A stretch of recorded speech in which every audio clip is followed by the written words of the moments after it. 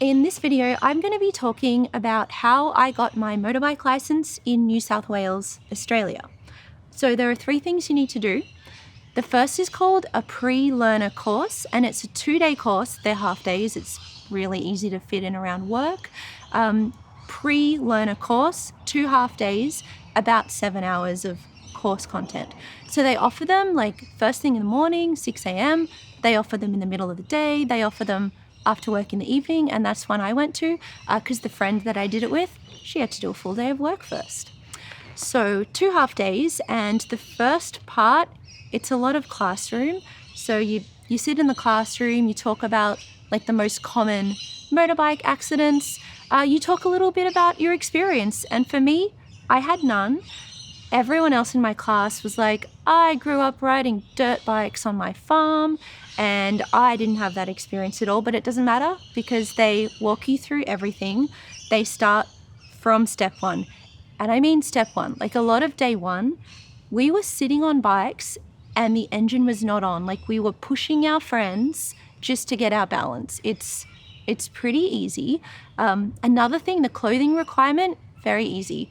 You just have to go in a pair of pants, a long sleeve shirt, or a hoodie, if you will, and they provide the helmet, the gloves, and of course the bike. So the bike that you're going to be on, the rental, is just a Honda 125, which is pretty much every single course will have the same bike. I did it at Stay Upright, which I really liked. I thought they were pretty solid and professional and patient, which is important. So the first day, you do a bit of classroom, you do a bit of pushing your friend on the bike, and they talk through everything, right? So they talk you through getting on the bike. Approach from the left, swing your right leg over, head check. They literally talk through everything because there's a series of movements they want you to do, and you have to let it live in your body so you remember. They talk through how to turn the bike on, where the ignition is, because it's in a different place depending on what bike you're using. So they really talk through the absolute basics.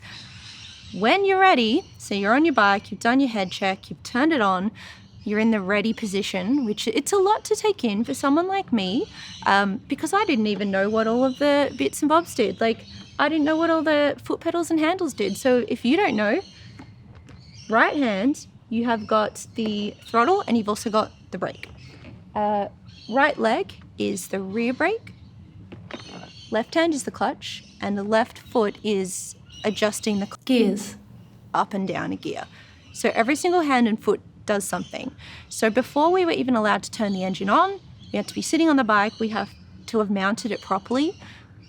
Your right leg is on your rear brake.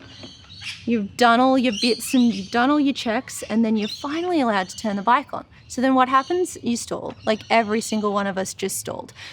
So we spent a good 20 minutes just sitting there finding what's called the friction point. So where you let go of the clutch a little bit, you roll on the throttle a little bit, and you find the point in the clutch where it sounds different and it feels different.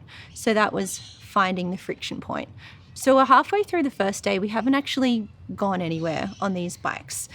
That's okay. I was really grateful for the slow introduction. I think some of the people in my class were probably itching to go a little bit faster, but I had 0 experience. So I was like, this is great. I can handle this.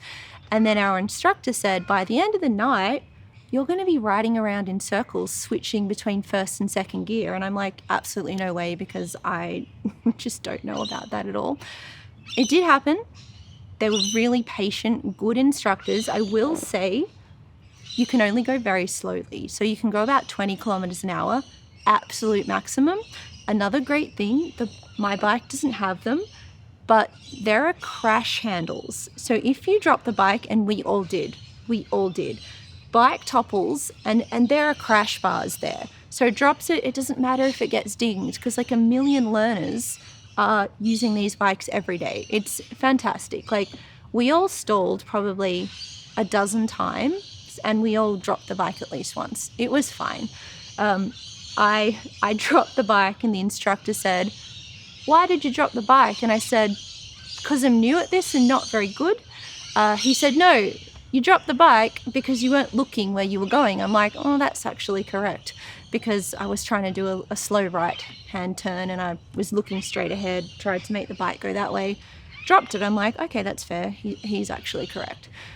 So the second half of the first day, we were finally allowed to travel about 10 meters at a time. So we were working on, obviously we're still in first gear, getting the friction point, moving, and then braking. Gradually, safely, gently. I didn't know that you have to use both brakes when you brake. You use the rear brake and the front brake. Combination of both. There you go. This was new to me. I was very happy to just go 10 or 15 meters, stop, and then we got to practice walking the bike around. So we weren't driving it around yet. We weren't up to that. We weren't good enough. But just walking it, just flat footing it. And luckily the bikes we got were all pretty short, so we all managed that fine. 10 meters, walk it around. 10 meters, walk it around. I thought, okay, I'm fine with this. We started changing gears. So he was getting us to do the whole lap, which is just an oval track. And our instructor wanted us to do half a lap in first, half a lap in second, half a lap in first, half a lap in second. Now, it's new to me, right? So to change the gear, you've got to hold in the clutch, and if you're going up, you have to use your left foot to pop the gear up to 2, right? So my brain, I had to think every single time, clutch in, gear up, or clutch in, gear down. So each half a lap, we had to go from gear 1 to gear 2, to gear 1 to gear 2. That was the first day. It was a lot for me, but it was really, really doable. The instructors are lovely. I will say they're not there to fail you. It's totally okay for you to stall. It's totally okay for you to drop your bike. Basically, you're gonna pass unless you do something awful. Like, unless you're negligent, unless you don't listen to the instructor's instructions, unless you come with a really bad attitude, you're probably going to be deemed competent enough to pass. Everyone in our group was on manual, so scooters also can learn with stay upright, and of course scooters are automatic. So arguably scooter riders have a much easier job, but we were a class of all manual riders. So that was day 1.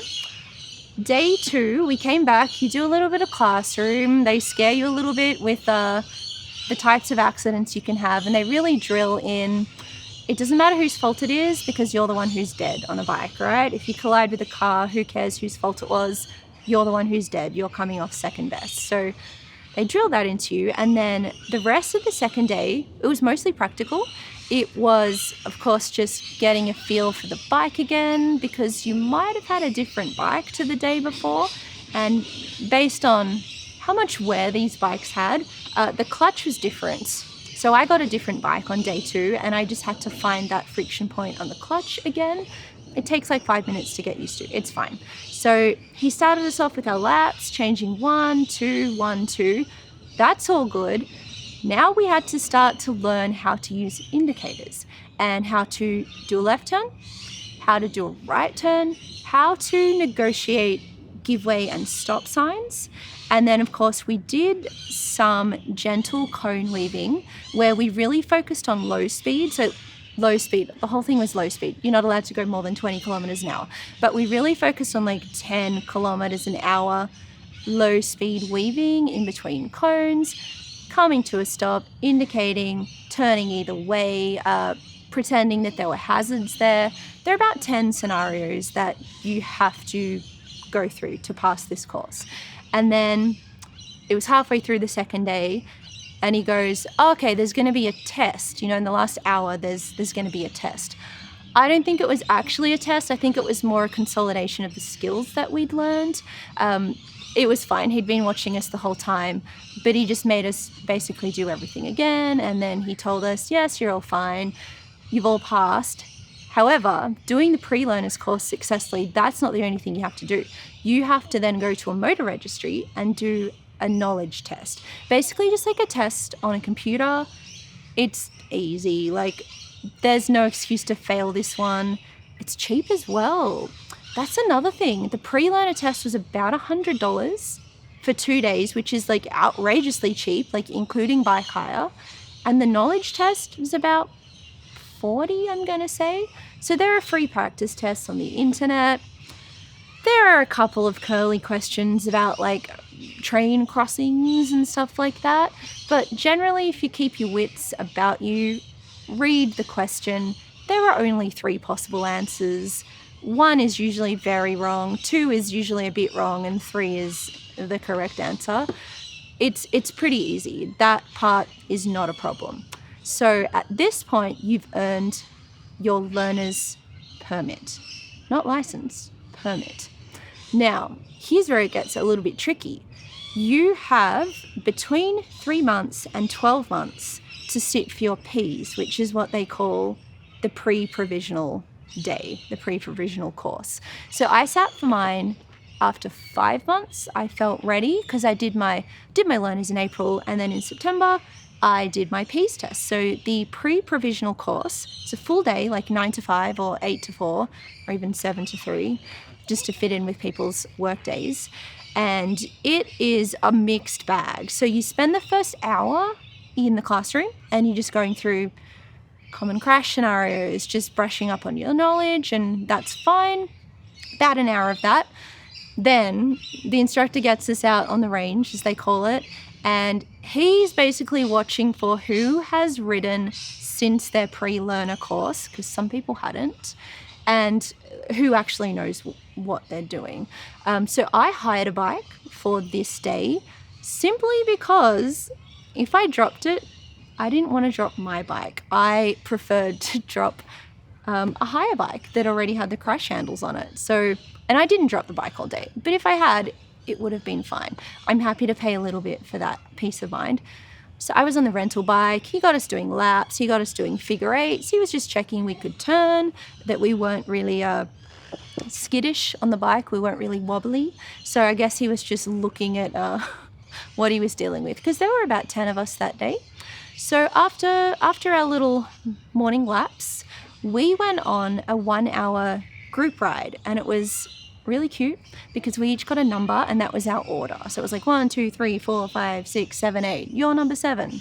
So you have to follow the person in front of you. It's cute. They make you go through a range of roads with a range of speed limits, and they basically are testing you for everything. You've got little side streets, you've got main roads, you've got how you turn, how you do U-turns, how you stop and start. There was even a hill start in there. And he basically said, look, if you survive the road ride, you're good. You're going to pass that component of the course. So we were all fine. That was actually really fun, riding in a little group of people. I think the fastest road we went on, it was a 70. It was a 70 zone, and that's kilometers, not miles. So nothing particularly speedy. And so we were all good. And then it was lunchtime. And then, so after lunch is a thing called the MOST, the MOST test, which stands for Motorcycle Operator Skills Test. This is the one that everyone is scared of, but it is not actually that bad because the instructor gives you plenty of practice at all of the components. He won't let you do the test in order, but he gave us practice in all the individual components. So the first thing is a slow speed left turn where you just have to stay within the lines. And this is fine. It's quite narrow, but it's just checking how much control you have of the bike. And then you have to come to a complete stop inside a square, which again is quite easy, but I guess it's just testing for how well you stop at a light, at an intersection, at a stop sign, at a give way. So that part is fine. The next component, this is the one that undoes people. So the cone weave and the U-turn can be quite tricky, and this one got a lot of people. The cone weave is where the cones are offset and you have to go left, right, hopefully without knocking over a cone, without stopping, any of that. And then once you've gone through about 7 or 8 cones, you've got to do quite a tight U-turn. And this part really got a few people. Now, the interesting thing is, our instructor was great. He said, putting your foot down once is okay. If you need to put your foot down once, put it down, steady yourself, and then keep going. putting your foot down 2, 3, 4 times in a row, that's a fail, right? So I did my cone weave practice perfectly, and then when it came to the test, I got nervous and I put a foot down and I heard his voice and I thought, that's okay, 1 foot down is fine, keep going, and then do the U-turn, that was fine. So I knew I was 1 point in the hole. So the score system on the most test, you can accumulate up to 8 points, but the second you get 9, you're done, you failed. So I knew I had a point on there and I thought, that's okay, that's fine. Moving along, you have to do a quick stop or an emergency stop. So you have to get up to 25 kilometers an hour, and then you have to stop quickly and safely, and you have to use both the rear and the front brakes. So obviously you can't take this much, you can't take miles to stop. You have to stop as quickly as you can without losing control of the bike, without skidding. So that one was interesting because the first time I did it, I was under speed. And he said it's test protocol to have 1 more chance if you're under speed. He said, do it again and just a little bit faster. And I knew I was on my last legs. So I did it for a second time, nailed it, thankfully. So I was still just sitting on 1 point accumulated, which is all good. The final component is the obstacle weave. So this one, you're not supposed to brake, you're not supposed to stop. You gun it, well, 25 kilometers an hour, gun it forward, and then you have to do a quick either left and back to the center or right and back to the center. He tells you before you take off, it's totally fine. But you're not allowed to touch the tennis balls. So they mark it with little half tennis balls. You're not allowed to clip a tennis ball, and you have to exit out straight and safely. This is the scariest part of the test because this is a pass-fail. It's not just, oh, well, you accumulate a point if you scuff a tennis ball. No, if you touch a ball, you've automatically failed the whole test. Thank God I was fine on that. So I passed with only 1 point accumulated. Only about half of the people in our entire class passed, and it was infuriating watching the reasons why some of them failed. Some of them failed because they hadn't ridden since they did their pre-learners course, fair enough. Some of them failed because they didn't head check, right? So every time the instructor tells you to move off, you have to quite performatively look left, look right, and then go. So he has to see your helmet going left, right, and then go. I think you can probably get away with missing 1 head check, but if you miss more than that, you're going to fail. And then there was a guy in my class who missed 2 or 3. So he failed, and we were all watching at him, just like screaming, just head in our hands type of situation. So do your head checks, do them obviously, do them performatively, and you will be fine. And then a couple of other people failed because they just put their feet down too many times, or they hit too many cones, or they basically went outside the lines too much in their U-turn, something like that. But it was a good day. The test was a little bit stressful because it's very like, this is your only chance vibes. I was fine. Luckily, if you pass the day but you don't pass the test, they give you the option just to resit the test, sometimes as soon as the next day. So it's pretty reasonable.